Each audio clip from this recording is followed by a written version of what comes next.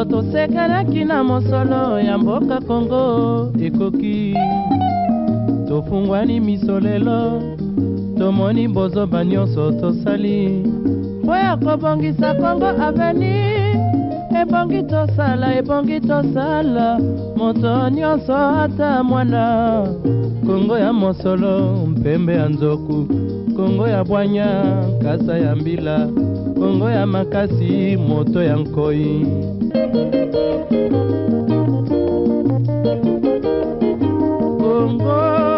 Kongo nde mboka Kongo mboka ya bakoko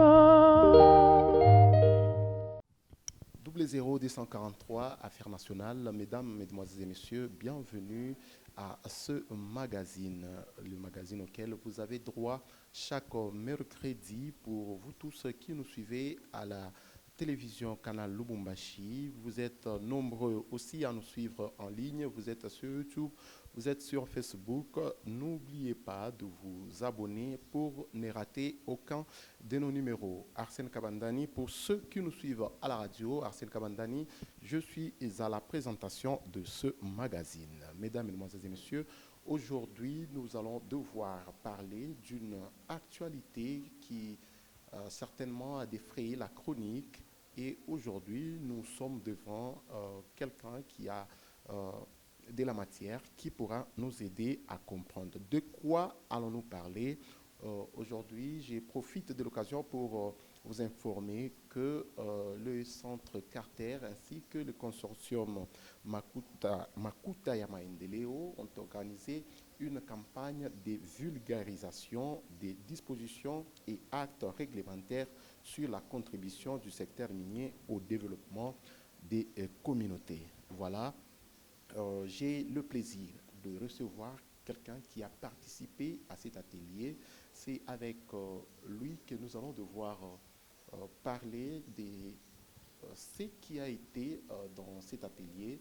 Ainsi, nous parlerons également d'une question épineuse, c'est-à-dire la redevance minière, une question qui est de fois mal comprise ou encore qui prête à confusion aujourd'hui avec quelqu'un qui a participé à cet atelier de vulgarisation.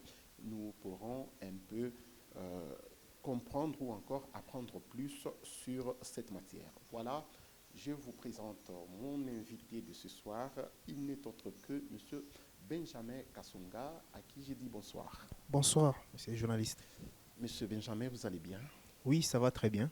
Voilà, c'est un plaisir pour nous de vous recevoir ici sur le plateau de 00243 Affaires nationales. C'est une émission qui traite des affaires nationales. Ok, merci. Voilà. Avec M. Benjamin, nous allons devoir parler de l'atelier de vulgarisation des dispositions et actes réglementaires sur la contribution du secteur minier au développement de communautés. Monsieur Benjamin, vous avez été à cet atelier qui a été organisé par le Centre Carter. Pouvons-nous d'abord comprendre, vous qui avez été là, quel était le motif ou encore les motivations qui ont amené à un tel atelier? Oui, le Centre Carter ainsi que le consortium Makuta Maendeleo, ils ont organisé cet atelier de 2 jours qui visait entre autres à vulgariser les décrets du Premier ministre sur la collecte, la répartition, la gestion ainsi que les contrôles des quotités de la redevance minière qui sont dits aux entités territoriales décentralisées. En dehors de ça, on a parlé aussi du cahier des charges ainsi que de la dotation de 0,3%, qui sont les 3 leviers qui ont été mis en place par le Code minier révisé de 2018 afin de booster le développement communautaire. Eh bien voilà, vous avez participé à cet atelier. Qu'est-ce que nous pouvons retenir d'emblée de cet atelier auquel vous avez participé? D'emblée, il faut retenir que la question de la redevance, ça n'a pas commencé maintenant. Déjà avec les codes miniers de 2002, la question de la redevance était déjà traitée. Mais seulement dans les parcours jusqu'à la révision. Et lorsqu'on a révisé les codes miniers, il y a eu des nouvelles dispositions qui ont été ajoutées, notamment la dotation de 0,3%.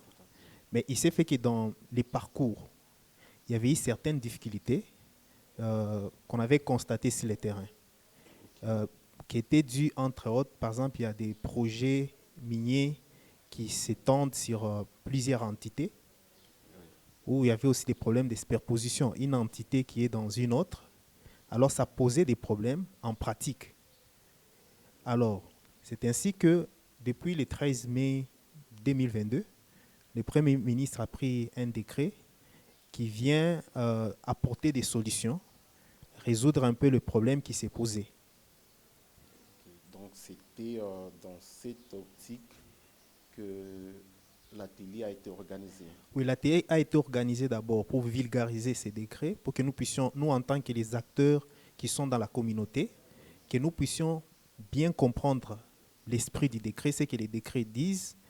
Notamment, à l'atelier, il y avait aussi le représentant des entités territoriales décentralisées qui était là parce qu'il devait aussi s'imprégner des tests réglementaires. Parce que vous êtes sans oublier que cette question, par exemple, de redevance minière a posé des problèmes. Alors, il devait s'imprégner pour se mettre en ordre par rapport à cette question et savoir quelles sont les dispositions légales, quelles sont, par exemple, les sanctions lorsque les choses ne sont pas bien exécutées. Tout à fait. Et vous avez parlé des 3 sources de financement du développement des entités locales impactées par l'exploitation minière. On peut y aller progressivement. Quelles sont ces 3 sources de financement en tant que participant, bien sûr, c'est que vous avez eu cette matière?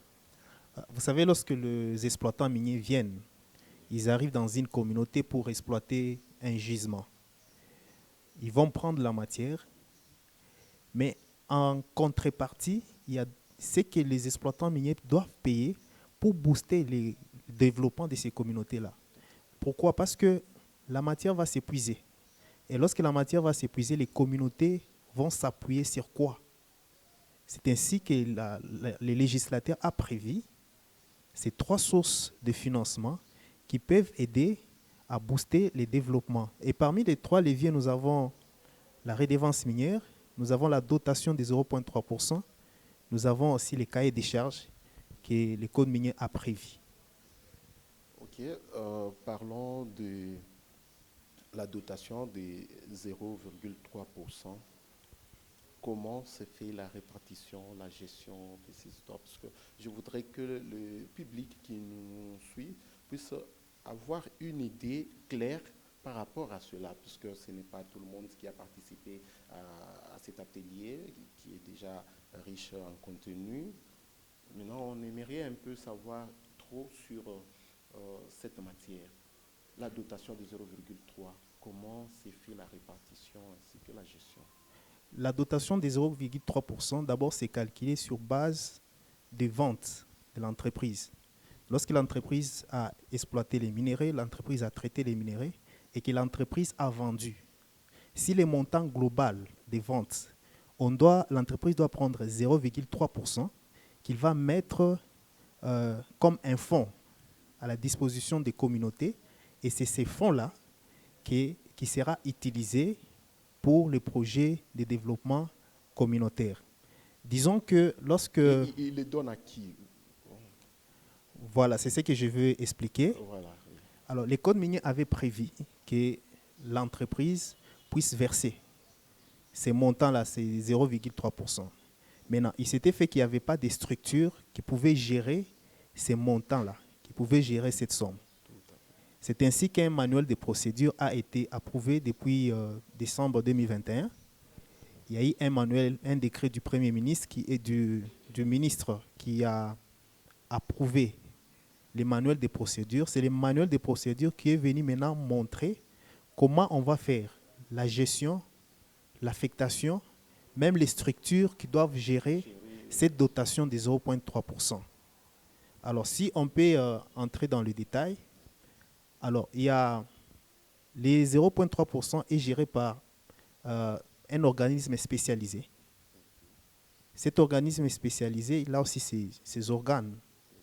Alors, l'organisme spécialisé est constitué de 12 membres qui sont issus de 6 composantes différentes.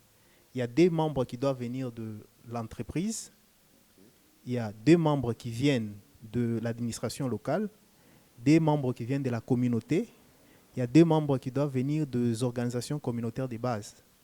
Il y a aussi 2 membres qui viennent d'une structure du ministère des Affaires sociales, le FNPPS.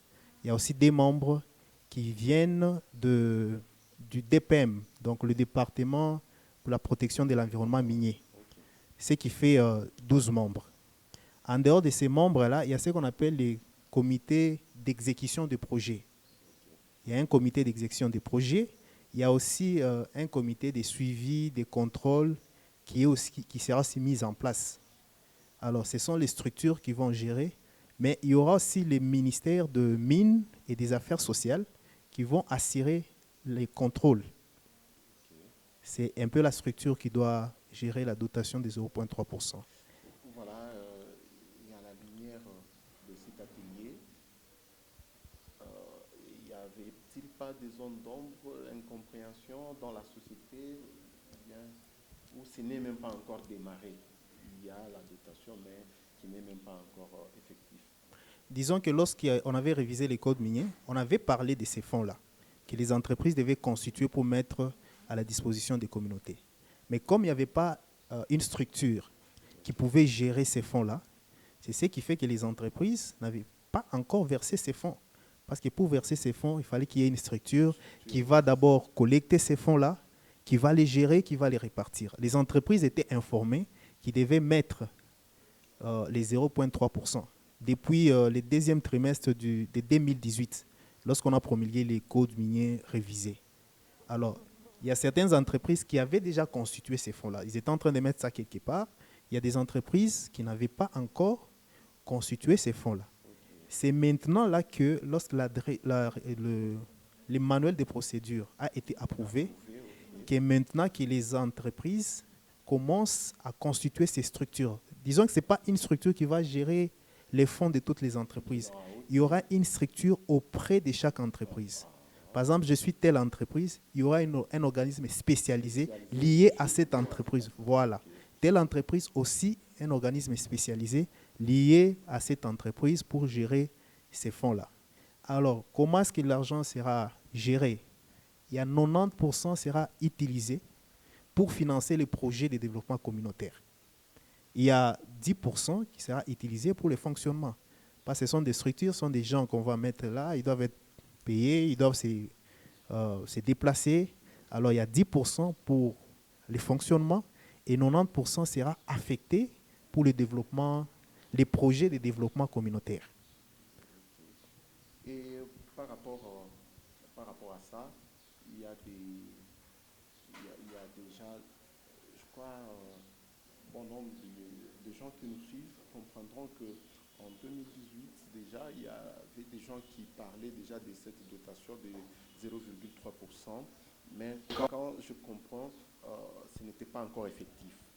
Donc il fallait que le manuel soit d'abord approuvé pour la mise en place pour l'effectivité en fait. Maintenant, à part cette dotation, il y a aussi une autre matière, c'est la redevance minière. Oui. Pouvez-vous aussi nous expliquer, puisque nous sommes un peu bien éclairés par rapport à cette dotation de 0,3%. Maintenant, parlons de la dotation de la redevance minière. C'est aussi l'une de ces 3 sources-là. Qu'avez-vous compris? Qu'est-ce qui a été dit sur la redevance minière? Oui, la redevance minière, c'est l'un des paiements que les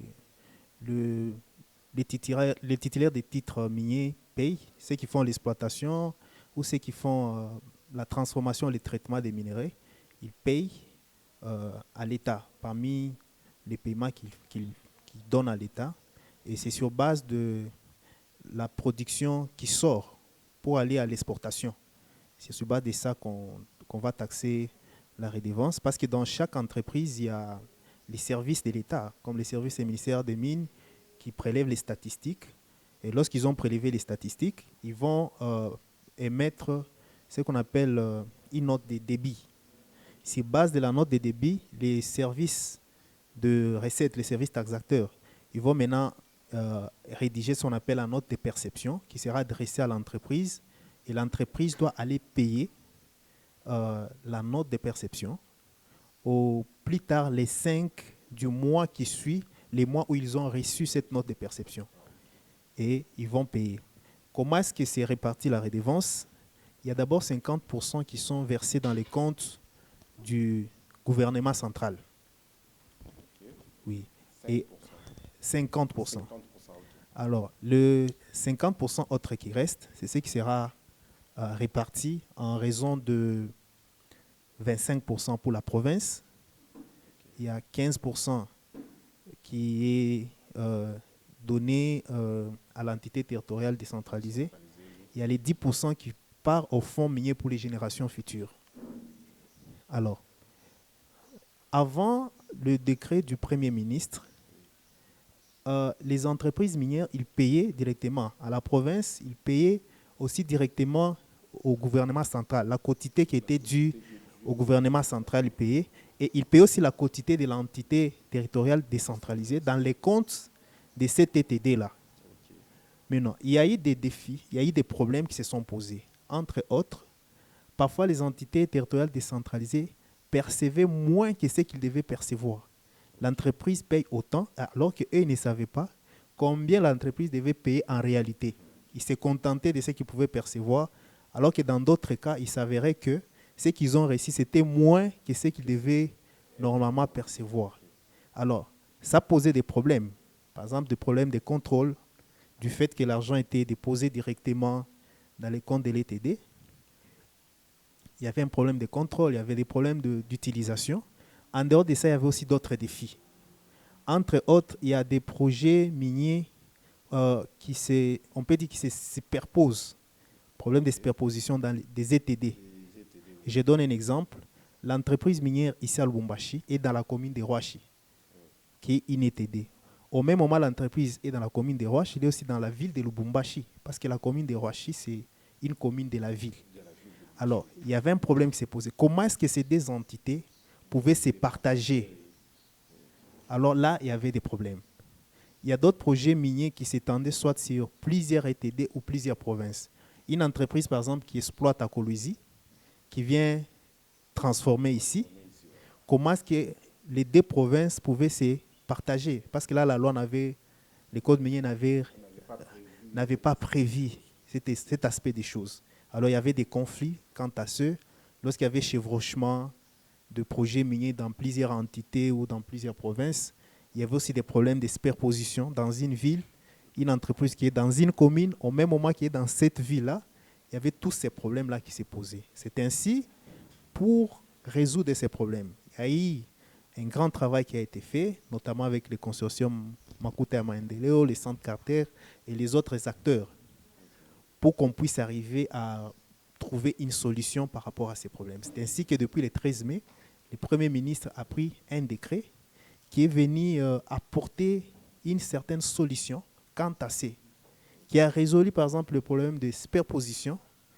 Il y a aussi d'autres innovations qui sont arrivées. C'est qu'avant, la part qui était due à l'entité, c'est l'entreprise qui partait directement payer dans cette entité-là. Maintenant, actuellement, ce n'est pas le cas. Actuellement, les choses ont changé avec les décrets. C'est ce qu'on a vu. Ça a même failli créer des problèmes. Les gens regardaient maintenant les responsables ou les animateurs des ETD pour dire que vous percevez de l'argent, mais on ne voit rien. Donc la question a été réglée maintenant. Oui, la question a été réglée. Pourquoi? Parce que les décrets prévoient même des mécanismes de contrôle pour promouvoir même la traçabilité, la transparence. En fait, pour le moment, ce qui sera fait, c'est que pour la part qui est dit aux provinces et aux ETD, cet argent sera versé dans un compte unique, les comptes de la province. Et il y aura des comptables publics qui sont désignés par les ministres des Finances, qui seront affectés, par exemple, dans chaque province, dans chaque ETD. L'argent perçu la part, nous parlons de la part de la province et des ETD. Donc, il y a les 50% qu'on va verser dans les trésors, dans la caisse du pouvoir central. Maintenant, la part La part qui, revient maintenant qui revient aux provinces, ça sera dans un compte unique de la province. Et lorsque cet argent entre dans les comptes de la province, il y a maintenant les comptables publics qui vont maintenant répartir. Voilà, parce que dans ce qui vient pour la province et pour l'ETD, il y a une partie. Il y a une partie qui sera, qui va rester à la province. Et aussi les 15% qui vont aller à l'ETD. Maintenant, là, l'entreprise n'est pas payée à l'ETD. L'entreprise paye dans les comptes, le compte du gouvernement, en fait. les comptes provinciaux, les comptes Les comptes uniques. provinciaux. Et c'est les comptables publics qui répartissent, Qui doit maintenant affecter. qui doit affecter. Il dit 15%, autant de pourcentage, c'est ici. Et là, on a quand même un mécanisme de double contrôle. Parce que même si l'IGF vient, déjà au niveau de la province, il peut savoir combien l'ETD a perçu. Donc il y a une traçabilité par rapport. Voilà, il y a une traçabilité par rapport à ça, parce que le comptable public va affecter l'argent qui va aller, par exemple, à l'ETD. Et au niveau de l'ETD, il y a aussi des obligations. Par exemple, les obligations de pouvoir publier sur leur site, lorsqu'ils ont un site internet, les montants qu'ils ont perçus trimestriellement. Donc chaque trimestre, lorsque vous partez au niveau de la commune, partout il y a des activités minières. Donc faites-moi d'abord comprendre, c'est-à-dire ça se perçoit trimestriellement, la redevance minière. Ce n'est pas trimestriellement, c'est chaque mois. C'est chaque mois, ah, ok, Oui. ça va. C'est chaque mois, mais au niveau des ETD, ils ont l'obligation, même la province, ils ont l'obligation de publier sur leur site ce qu'ils 3 ont mois, perçu. Chaque trimestre, donc. Chaque trimestre, ok. Oui, ce qu'ils ont perçu. Et aussi, ils sont tenus, par exemple, les ETD aussi, ils sont tenus à donner, il y a une initiative qu'on appelle ITA, qui est là pour promouvoir la transparence. La transparence, oui, oui. Voilà. Ils doivent dire à l'ITA combien ils ont perçu et comment ils ont affecté cet argent-là. Donc, ils sont tenus à cette obligation. Et par rapport au projet, qui établissent le projet? Par exemple, après que les 15% aient été affectés aux ETD, c'est l'administrateur ou l'animateur de cette entité qui décide de ce que l'on va faire, ou bien on a prévu aussi la canalisation de cet argent en termes de projet? Au niveau des ETD, ils ont ce qu'on appelle le plan de développement local. Dans le plan de développement local, c'est là qu'il y a tout un ensemble de projets. Et ces plans est établi par rapport aux besoins de la population qui est dans cet ETD-là. Ils ont identifié leurs besoins, ils ont fait ce qu'on appelle les plans de développement local. Ça peut être un problème d'électricité, ça peut être un problème de route, ça peut être un problème d'eau potable, ça peut être un problème d'école. Il y a tout un tas de projets qui sont contenus dans ce qu'on appelle les plans de développement local. Ces plans doivent être déjà là. Au niveau de chaque ETD, ils doivent avoir un plan de développement local. Maintenant, et quand ils reçoivent cet argent, maintenant ils regardent les priorités par rapport à leur plan, par exemple. Parce que disons qu'au niveau de l'ETD, ils n'ont pas que la redevance comme ressource. Ils ont des revenus ici du secteur minier. Ils ont aussi d'autres ressources. Par exemple, il y a certaines taxes qu'on paye. Voilà. Alors, par rapport à tous ceux qui sont en train de percevoir, ils peuvent se dire, il y a tel projet contenu dans notre plan de développement, nous allons exécuter ça avec l'argent, par exemple, de la redevance. Tel autre, nous allons exécuter avec telle ressource que nous avons ici au niveau de la commune. Tel autre, nous allons faire aussi avec telle ressource que nous avons au niveau de la commune. Donc, ils ont déjà leur plan de développement local sur base des besoins qui se visent dans cet ETD-là. Ok. Et là, déjà, chers téléspectateurs, vous qui nous suivez de partout dans la ville de Lubumbashi, vous comprenez déjà la répartition de l'argent affecté à la redevance minière. C'était une question, comme je le disais dès l'entame de cette émission, c'était une question un peu épineuse dans la société, les gens ne comprenaient pas, mais ils savaient qu'il y avait une certaine dotation, comment cela devait être réparti, comment cela devait être géré. Il y en a qui étaient déjà en train de taxer certaines personnalités, pensant qu'ils utilisent mal cette redevance minière. Je disais déjà que j'ai recevé ici sur le plateau M. Benjamin Kassonga. M. Benjamin Kassonga, il est ici en tant que participant à un atelier de vulgarisation.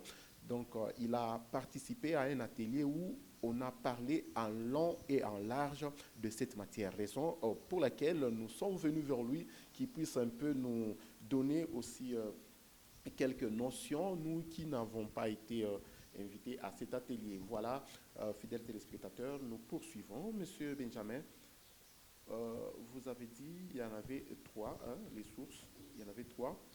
On a parlé de la dotation des 0,3%.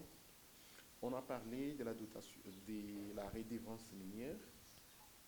La troisième source, vous avez dit déjà, c'est le cahier des charges. le cahier des charges. Avant qu'on parle de cahier des charges, la dotation de 0,3 ainsi que la redevance minière. Comment il n'y a pas chevauchement dans la répartition de cet argent ou une entité qui devait recevoir la dotation et puis encore la redevance vient, elle est encore bénéficiaire de cette redevance. Les trois sources, ce sont les sources que le code minier a prévues. Donc, il y a une partie de fonds qui seront issus de la redevance. Il y a une autre partie qui viendra de la dotation des 0,3%. Il y a des projets aussi au niveau de la communauté qui seront exécutés. Donc, si je dois bien comprendre, une ETD qui a reçu sa part dans la redevance minière, il peut arriver qu'elle reçoive aussi 0,3. Oui. Mais de la même entreprise minière. De la même entreprise minière. L'entreprise paye la redevance. L'entreprise donne la communauté de ces 0,3% et l'entreprise a aussi l'obligation de négocier avec la communauté les cahiers des charges qui sera exécuté. Et les structures qui sont chargées à gérer et affecter cet argent, ce sont des structures différentes. Donc, il y a des structures spécifiques pour la dotation de 0,3% et d'autres structures aussi spécifiques pour la redevance minière. Ou bien c'est la même structure, mais qui gère et affecte. En fait, il y a des structures différentes. Par exemple, pour la redevance minière, c'est au niveau de l'ETD, il y a les responsables de l'ETD ainsi que ses services qui sont en train qui gèrent cette redevance-là ou qui exécutent, mais selon les règlements, cette redevance. Mais pour les 0,3%, nous avons dit qu'il y a une structure spécialisée, un organisme spécialisé qui sera mis en place auprès de chaque entreprise. Et l'entreprise se trouve dans l'entité territoriale décentralisée, auprès de chaque entreprise, avec différents animateurs. Par exemple, ce que nous avons dit concernant les 0,3%, il y a d'abord l'organisme spécialisé constitué de 12 membres, parmi lesquels il y a des membres ici de l'administration locale. Donc, de l'ETD, deux membres qui viennent de la communauté, des membres qui viennent des organismes communautaires de base, et aussi ceux qui viennent des services étatiques. Nous avons parlé du DPM, du FNPSS.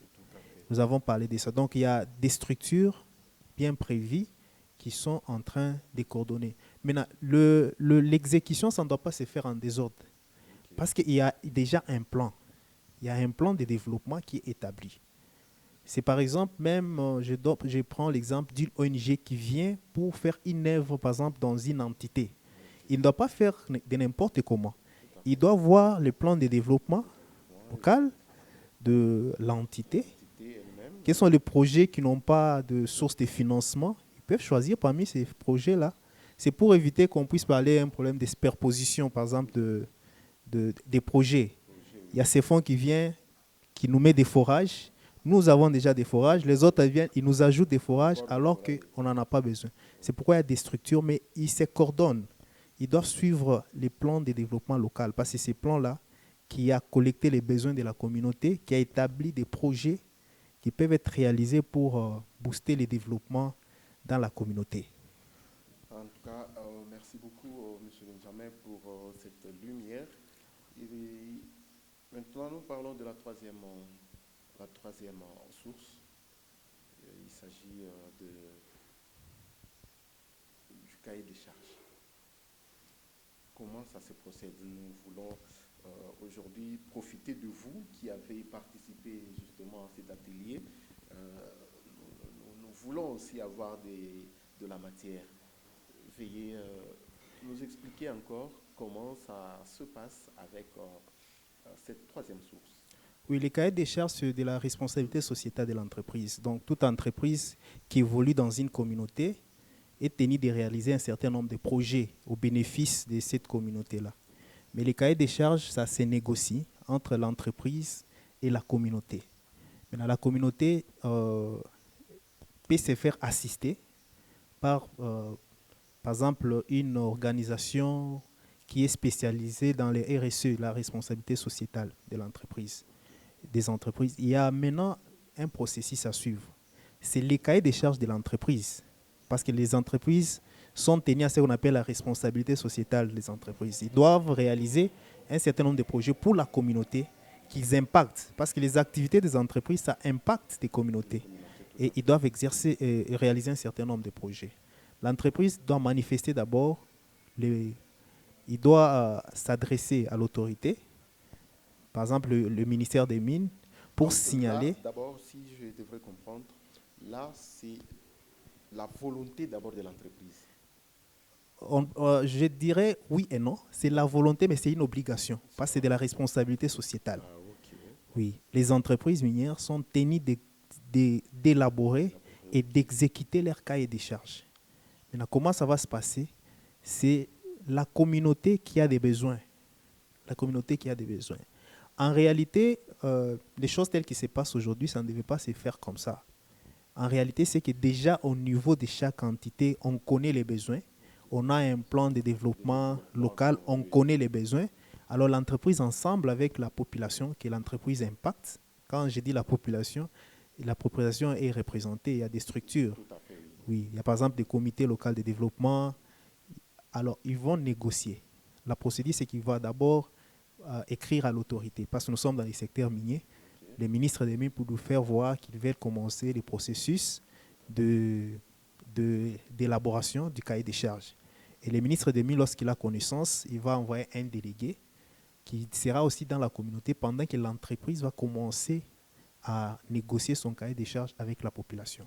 Alors, il y a des rencontres que l'entreprise va organiser avec les responsables locaux dans les entités territoriales décentralisées, où il y aura des réunions de consultation populaire, où, par exemple, ici, la population va dire, nous avons besoin de ça, de ça, de ça et ça. Il y aura tout un tas de besoins qui seront collectés. Et l'entreprise peut se dire, moi, par rapport au cahier des charges, j'aimais... Non, M. Benjamin, quand il y a ces consultations-là populaires, c'est l'entreprise qui organise ces consultations. Parce que c'est son cahier des charges. L'entreprise organise ces consultations, mais il y a un délégué du ministère des Mines qui doit être là. Oui, qui doit juste assister. Voilà. Il y a aussi les organisations de la société civile qui peuvent accompagner les communautés. Parce que parfois, au niveau des communautés, les communautés ne sont pas bien formées, par exemple, pour identifier leurs vrais besoins.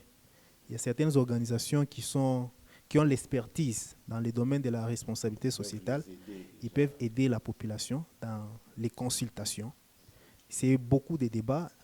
La population peut énumérer un certain nombre de projets qu'ils veulent que l'entreprise puisse exécuter dans le cadre du cahier des charges. Et l'entreprise aussi a son budget. Il y a un budget qu'il a prévu, voilà, par rapport à cette activité-là. Alors, il y a des négociations. Parfois, l'entreprise fait dire, moi, vos besoins, c'est autour, par exemple, de 500 millions, mais moi, je n'ai que 20 millions.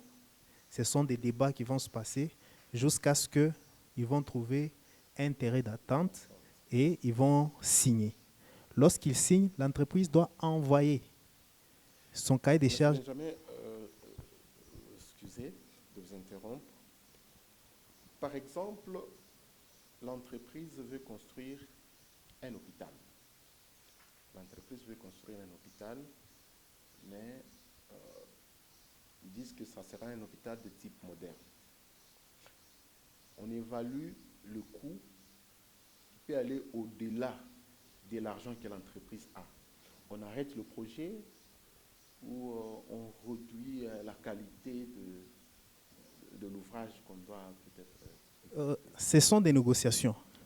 Et dans chaque négociation, vous savez que chaque partie essaie un peu de tirer les draps de son côté. C'est pourquoi nous insistons sur le fait que les communautés doivent se faire accompagner. Donc, ce sont des discussions jusqu'à tel point qu'ils vont trouver. L'entreprise va dire, moi, c'est autant. Et la communauté dit, niet, nous voulons ça et ça. Il y aura toujours des consultations jusqu'à tel point qu'ils vont trouver un terrain d'attente.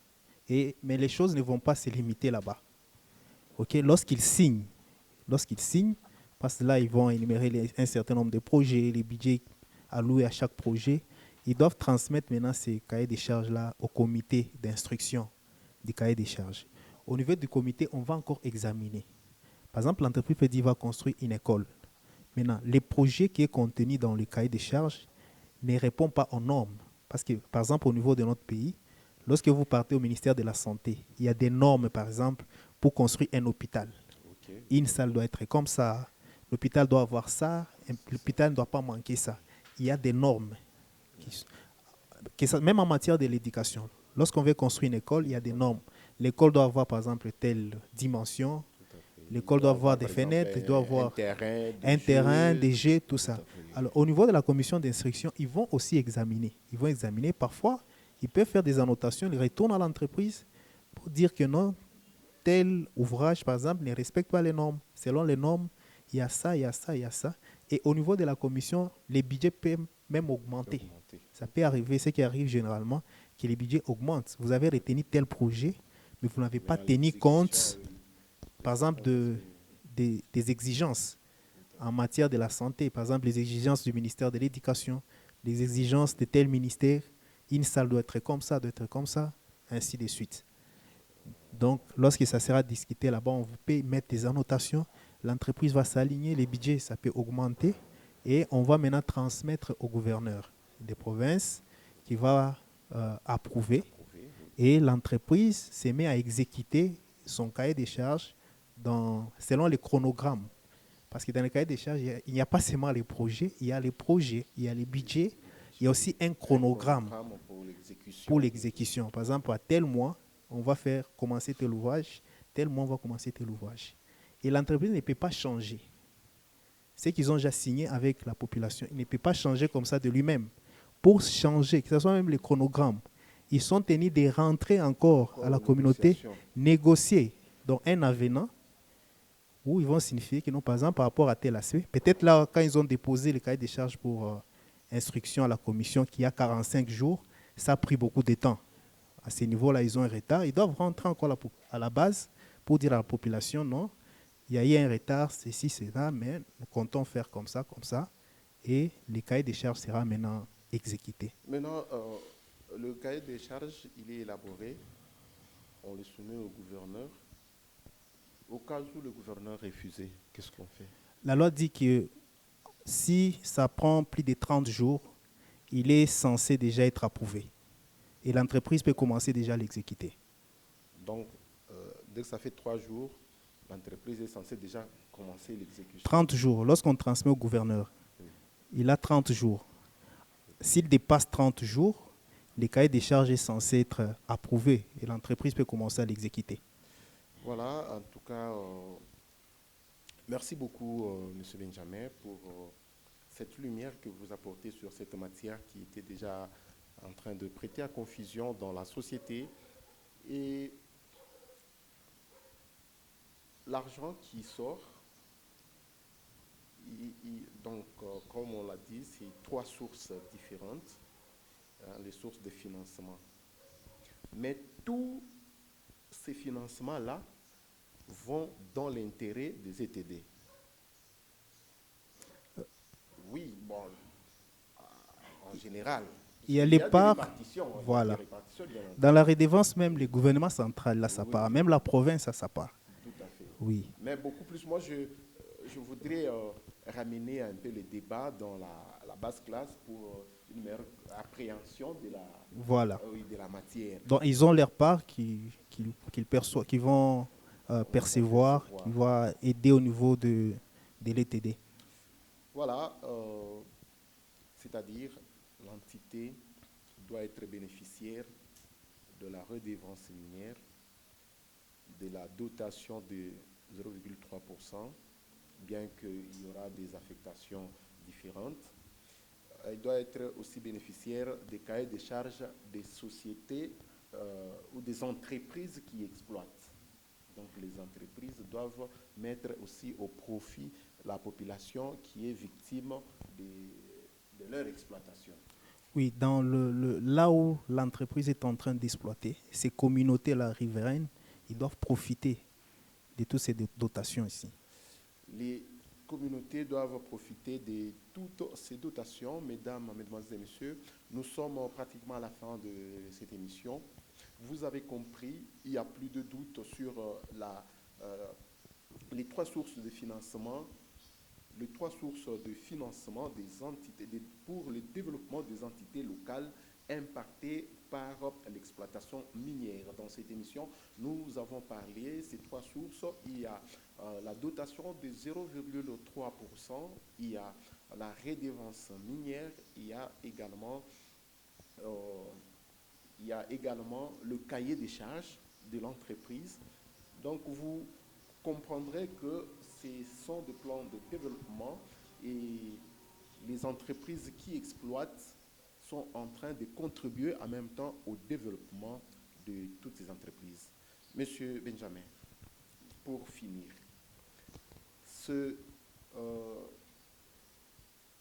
là, quand vous avez participé à cet atelier de vulgarisation, c'est-à-dire que ces trois sources déjà sont déjà mises en marche. Oui, en fait, concernant par exemple les cahiers des charges, il y a des entreprises qui ont déjà finalisé leur cahier des charges. Il y a d'autres qui sont aussi en processus. Il y a d'autres qui sont en processus. Ce n'est pas toutes les entreprises qui ont déjà finalisé avec les processus. Mais du moins, à la longue, à la rigueur de cette loi, ils sont obligés, sous peine, on peut même les ravir les titres. Donc l'entreprise peut fermer, oui, peut fermer parce que l'entreprise ne s'est pas conformée à la loi. Ils sont obligés, l'État peut décider de retirer les titres. Voilà. Oui.